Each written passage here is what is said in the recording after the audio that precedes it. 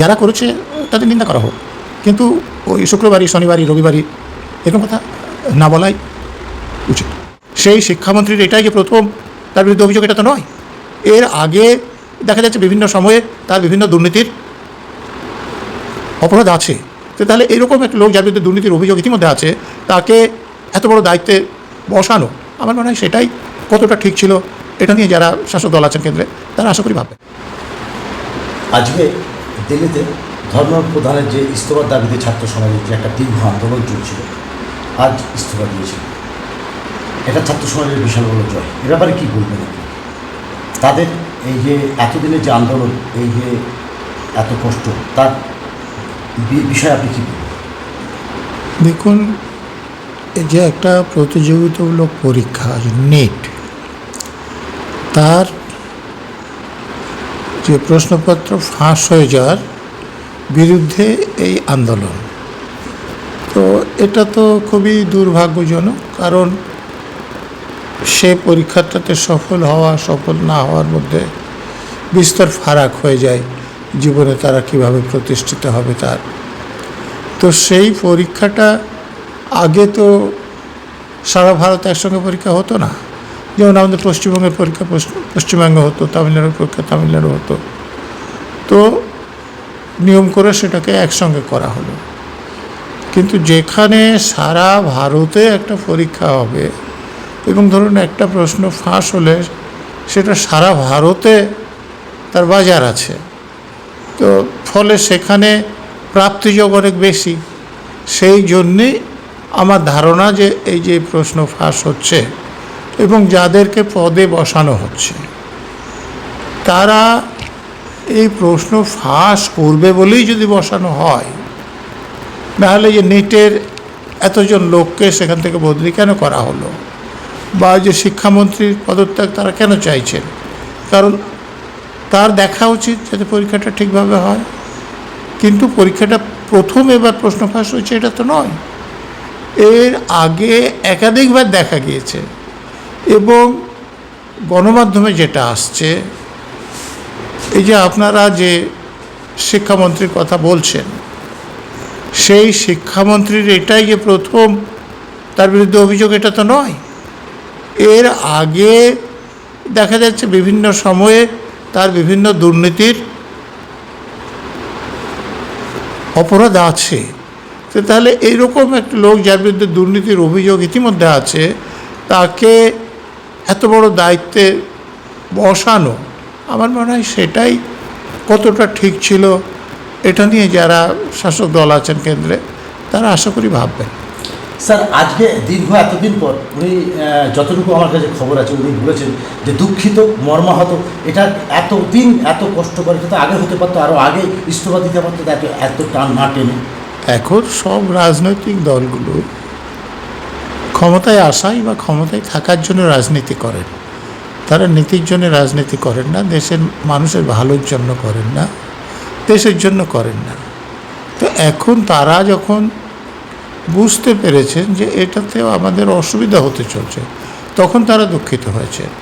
যদি অসুবিধা না হতো তারা দুঃখিত হতেন না। এখানেও আপনারা দেখেছেন যে 16 সালে যখন নারদের স্ট্রিং বাইরে এলো, তো এখানে তৎকালীন শাসক দলের নেত্রী বলেছিলেন যে আমি জানতাম না, জানলে এদের প্রার্থী করতাম না। কিন্তু তারা যখন জিতে গেলেন আবার প্রার্থী করলেন, তাদেরকে পদেও বসালেন। অর্থাৎ এটা ওই যে বলা আমি জানতাম না, জানলে প্রার্থী করতাম না, এটা ভয়ে যে মানুষ তাদেরকে ভোট দেবে না। কিন্তু যখন দেখলেন যে মানুষ তাদেরকে ভোট দিয়ে জেতাচ্ছে, তখন তিনি ভুলে গেছেন, আর কথা তোলেন। এখানে স্যার আমার একটা প্রশ্ন, এই ককরোচ জনতা পার্টি একটা খেলার ছলে একটা মানে কোনো রাজনৈতিক পার্টি নয়, এত বড় আকার নেবে এরা নিজেরাও ভাবতে পারেনি। এদের এই আন্দোলনটাকে আপনি কীভাবে দেখছেন? আপনি কতখানি একে সাপোর্ট করেন আপনার ব্যক্তিগত দিক থেকে? দেখুন, আমি দুর্নীতির বিরুদ্ধে বা অন্যায়ের বিরুদ্ধে কোনো আন্দোলন হলে আমি তার সমর্থক। কিন্তু আপনারা যে খেলার ছলে বলছেন, আমি মোটেই মনে করিনি এটা খেলার ছলে হয়েছে। কোথাও একটা মিটিং করতে গেলে অর্থ লাগে, তো সারা দেশে এরকম আন্দোলন করতে গেলে এটা এমনি এমনি হয় না। তাহলে অতএব এটা খেলার ছলে নয়, এটা পূর্ব পরিকল্পিত। নিঃসন্দেহে। দেখুন, যখন আন্না হাজারে আন্দোলন করছিলেন, ওটা খেলার ছলে ছিল না। এবং দেখুন, সেরকম আন্দোলনের ফলে দিল্লিতে শাসক দল পাল্টে গেল। তো অত ওটা খেলার ছলে সম্ভব নয়। তাহলে যারা বলছে বিদেশি হাত আছে, বিভিন্ন এর হাত আছে, এটা কি তাহলে আপনি সঠিক বলে মনে করেন? বিদেশি হাত আছে বা দেশের মধ্যে চীনের লোকের হাত হাত আছে, সেটা তদন্ত সাপেক্ষ। কিন্তু এটা যে পরিকল্পিত কিছু, এ ব্যাপারে আমার সন্দেহ নেই। এই যে নেটের পেপার লিক, এটা আমার ভালো লাগেনি, এটা হওয়া উচিত নয়। তো পশ্চিমবঙ্গে তো অনেকদিন পরীক্ষা নিত, যখন আলাদা করে পরীক্ষা নিত, তো এরকম পেপার লিক হয়ে গেছে আমরা তো শুনিনি। যেমন ধরুন, এই যে আমাদের পশ্চিমবাংলার কথা যদি ধরেন, এসএসসি তো বামফ্রন্ট আমলেও ছিল, তারা অনেকবার পরীক্ষা নিয়েছে।